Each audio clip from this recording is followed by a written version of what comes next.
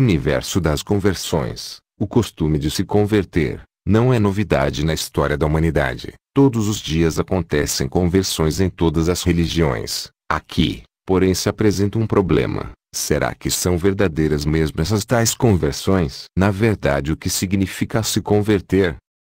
Converter é mudar, mudança de vida, mudança de percurso. Para os ignorantes, converter-se significa mudar de igreja, mas isso não é conversão de verdade. A pessoa pode mudar de igreja, mas continuar sendo a mesma pessoa de antes da conversão, como na verdade, o processo de conversão vai muito mais além do que uma simples mudança de igreja. Portanto, tomando posse do verdadeiro significado de conversão, vamos descobrir que dentro da igreja, tem muita gente que precisa de conversão, mas veja bem, isso não significa que essas pessoas precisam deixar de ser católico, mas que precisa mudar de vida.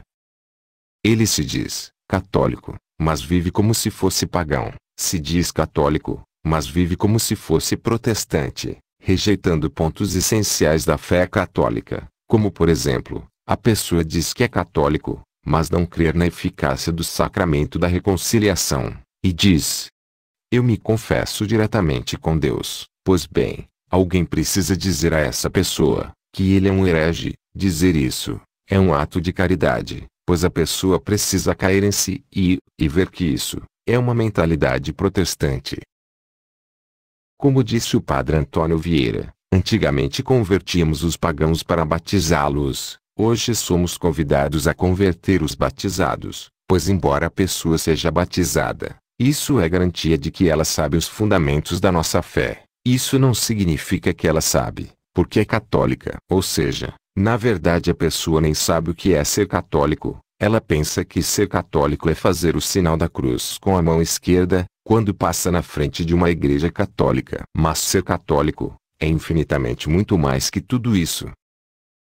A conversão existe em todos os credos. Diferentemente do que acham os protestantes, não só católicos viram protestantes, como também em maior escala, protestantes se tornam católicos, pois no protestantismo, quando um pastor se torna católico, geralmente ele arrasta atrás de si toda a sua igreja, pois no protestantismo, se segue mais ao pastor, que é o próprio Jesus, e assim temos diversos relatos de pastores que se converteram, e toda aquela igreja veio com ele.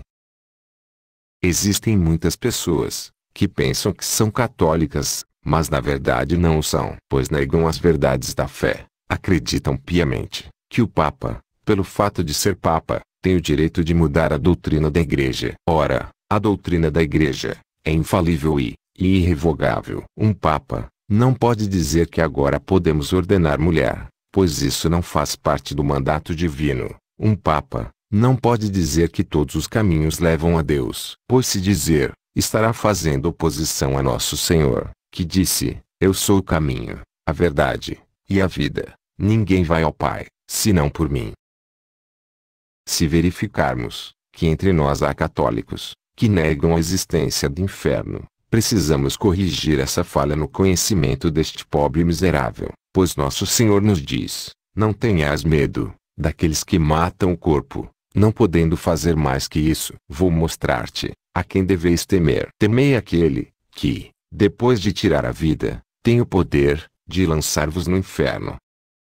No entanto, é preciso refletir bem o valor dessas conversões, pois muitos protestantes se tornam católicos, e quer tornar a Igreja Católica protestante. Isso significa que aquela pessoa não se converteu verdadeiramente. Por exemplo, existe uma pessoa que diz que se converteu em católico, mas diz: eu não uso crucifixo, e se uso, quero sem Jesus. Está mais que evidente que essa pessoa não se converteu verdadeiramente. Ela está ainda contaminada pela mentalidade danosa dos protestantes.